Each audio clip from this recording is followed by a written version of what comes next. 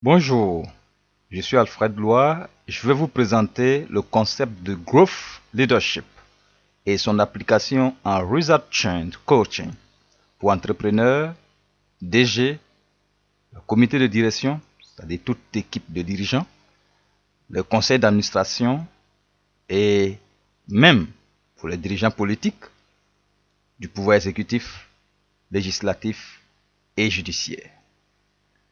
Ma présentation se fera en 3 étapes. Nous verrons d'abord c'est quoi le concept de Growth Leadership,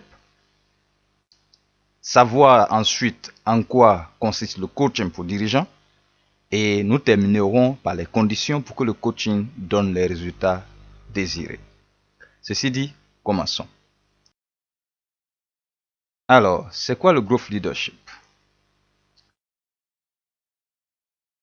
Je définis le Growth Leadership, qui est un concept de MBC Africa, comme être l'architecte de votre propre croissance et celle de votre organisation ou pays, en changeant la culture et le leadership dans lesquels vous opérez afin qu'ils répondent à l'exigence de changement qu'il faut en vous, c'est-à-dire dans votre pensée, au niveau émotionnel et au niveau des actions, votre organisation ou pays, dans le but de délivrer le changement de résultat que vous désirez. D'après donc Alfred Loire. Ce growth leadership et son concept dérivé Change Coaching vont s'appliquer à des organisations privées et publiques. Qu'on soit ONG ou société privée ou société d'État, ça va s'appliquer au conseil d'administration, ça va s'appliquer au comité de direction ou à toute équipe de management, ça s'applique à des entrepreneurs, ça s'applique à des directeurs généraux. Au niveau politique, ça s'appliquera donc au pouvoir exécutif, qu'on soit président de la République ou qu'on soit ministre. Ça s'appliquera au pouvoir législatif, c'est-à-dire les députés, ou également au pouvoir judiciaire. Alors, ceci dit, regardons c'est quoi le coaching. Autour de ce mot circulent plusieurs fausses idées et également des confusions. Mais commençons par les fausses idées. On entend dire que le coaching, c'est pour ceux qui ne maîtrisent pas leur poste, ceux qui n'ont pas d'expérience, ceux qui sont en insuffisance de résultats, ou en clair, des low performers. On entend dire aussi que le coaching, c'est seulement des anciens DG, des anciens entrepreneurs qui peuvent le pratiquer. Comme ça, ils partagent avec les dirigeants leur expérience. Il faut aussi noter que d'autres fausses idées sont du genre qu'il faut de l'expérience en leadership pour pouvoir coacher un DG. Le coaching s'adresserait alors à des gens qui ont des problèmes de relations amoureuses, d'après d'autres fausses idées.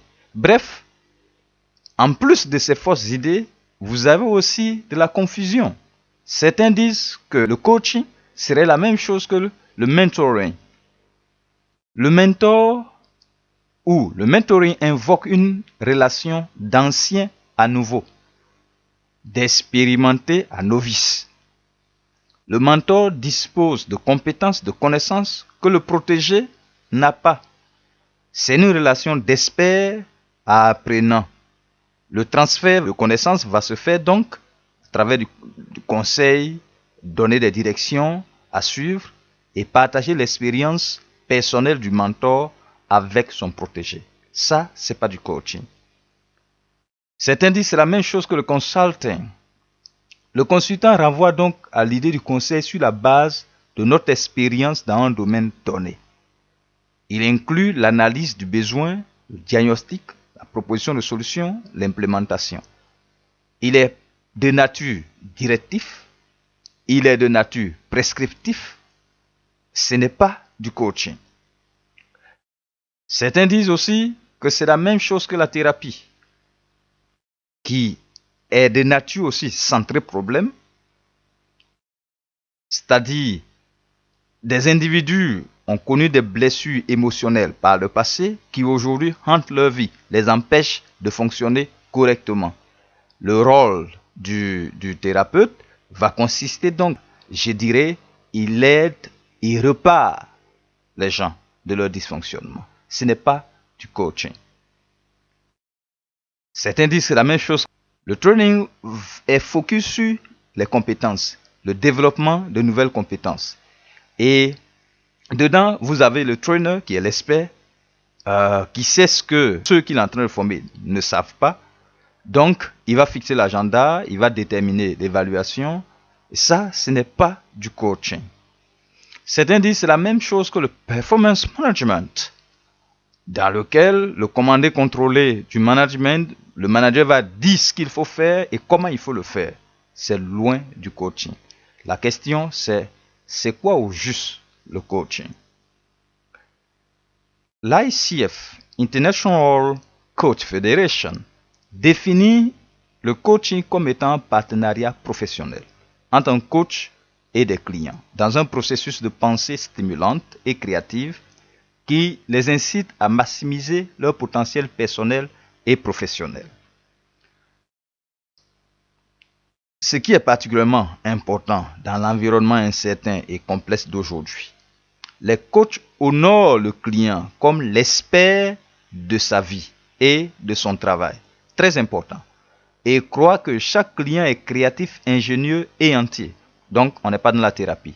Sur cette base, le coach aide, à explorer les possibilités, clarifier les hypothèses, aligner ce que le client veut accomplir avec son succès ultime, encourager le client à la conscience de son environnement et de ce qui est en train aussi de se passer en lui, pensée, sentiments et actions.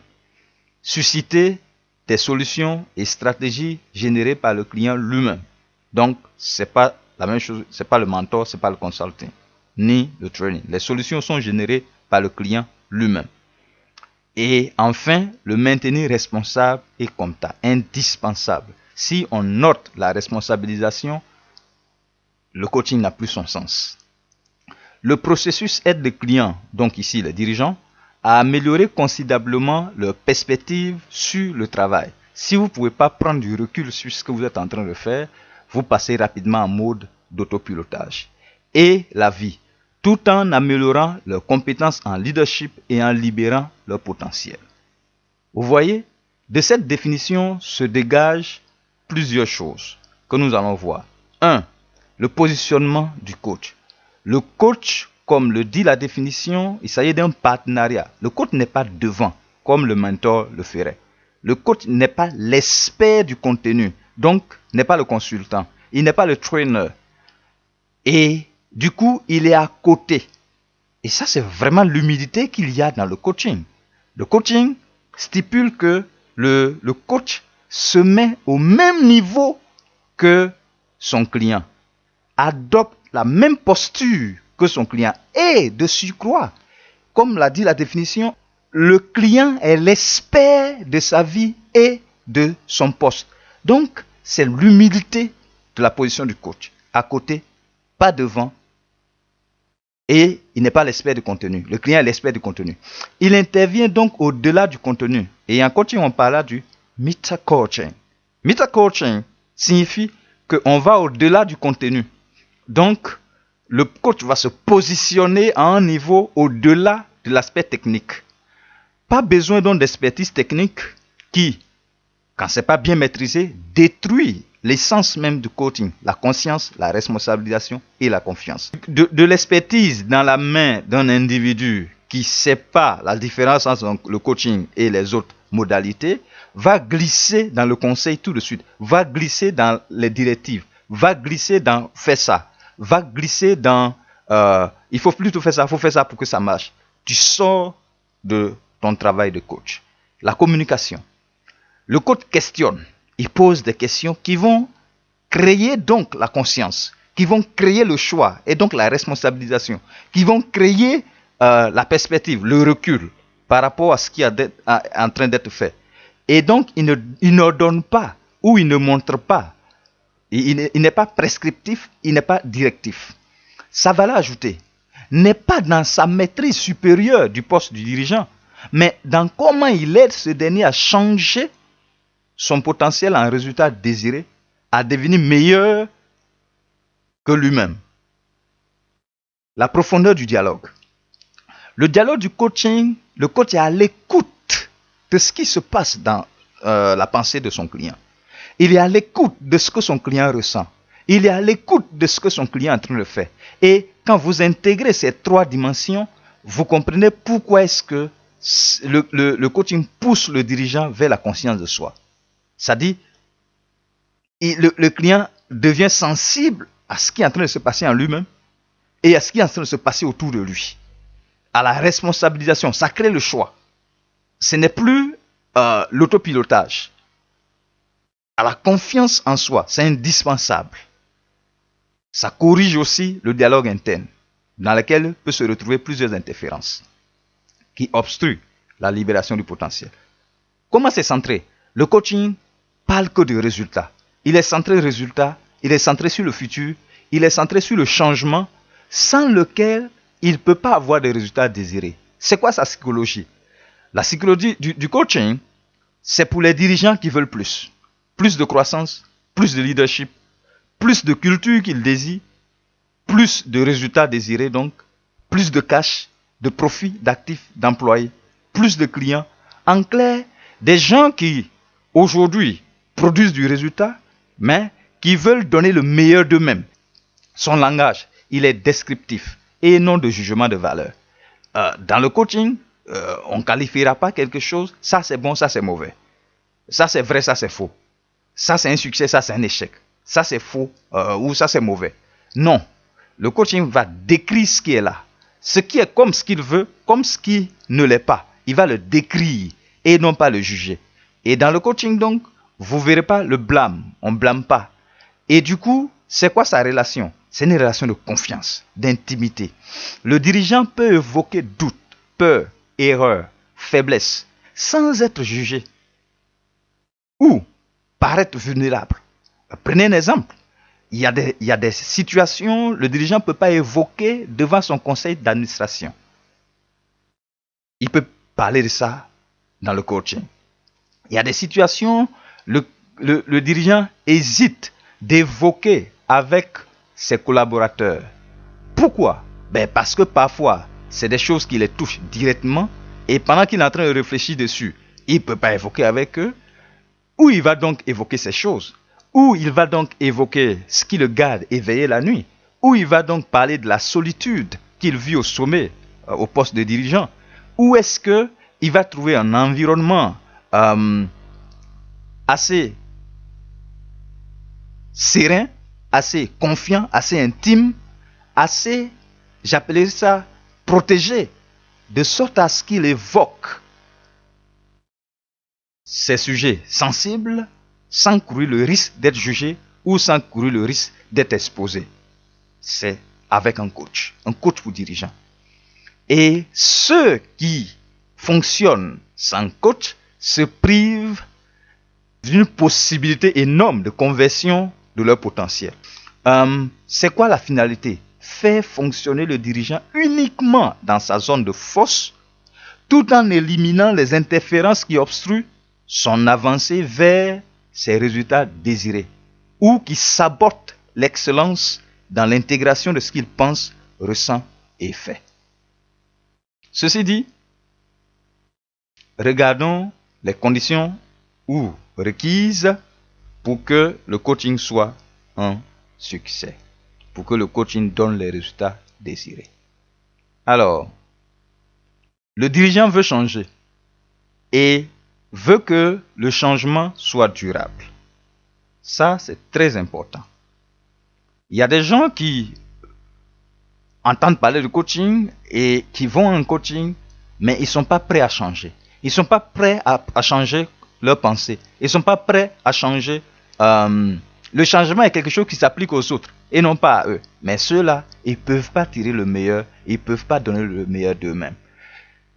Et pour que le changement, il doit être donc durable. Ce n'est pas juste pour colmater les brèches. Des gens regardent leur société aujourd'hui. Les gens regardent des entreprises publiques. Les gens regardent des ONG. Et ils se rendent compte que les résultats qui sont produits aujourd'hui dans leurs organisations, en réalité, ne sont pas ce qu'ils veulent. Ceux-là, ils ont besoin de changer leurs résultats.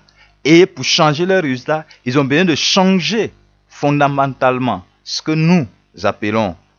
ils ont besoin donc de grandir. Ça, c'est la dimension growth du concept de growth leadership. Ils ont besoin et ils doivent prendre donc le leadership, ils doivent prendre le devant, ils doivent être l'architecte de ce changement. Et pour que cela soit, ils ont parfois besoin de changer leur culture. Ils ont parfois besoin de changer leur mode de management, leur mode de leadership. Ils ont parfois besoin de changer leur propre comportement. Ils ont parfois besoin de changer leur façon de penser. Ils ont parfois besoin de changer toutes les présomptions qu'ils ont. En clair, tant que le changement ne commence pas par l'individu lui-même, qu'il soit dirigeant, DG ou entrepreneur, le changement ne peut pas être durable. Et le résultat auquel s'intéresse le coaching, ce n'est pas juste un discours politicien. Il s'agit de résultats qui peuvent être mesurés, des résultats qui peuvent être expérimentés, des résultats qui peuvent être vus et des résultats qui peuvent être quantifiés. En clair, ce que nous sommes en train de dire, le coaching peut créer ce changement. Ce changement de résultat à la fois personnel et professionnel. Le résultat désiré. Et ce, de façon durable. Enfin, il le fait donc. Et je disais donc, changer comment le dirigeant pense n'améliorera pas ses résultats, à moins qu'il change ce qu'il ressent et fait. Changer ce qu'il fait ne sera pas durable, à moins qu'il change comment il pense et ressent. Et changer comment il ressent conduira à peu d'actions, à moins qu'il change ce qu'il fait et pense. Ces trois éléments montrent la nécessité de créer de l'intégration au niveau interne si nous voulons vraiment des résultats désirés. Alors, vous retrouverez en coaching plusieurs profils. Vous retrouverez des acteurs. Ceux que j'appelle ici des acteurs sont ceux qui veulent changer leurs résultats. Ils sont passionnés et veulent voir le changement maintenant.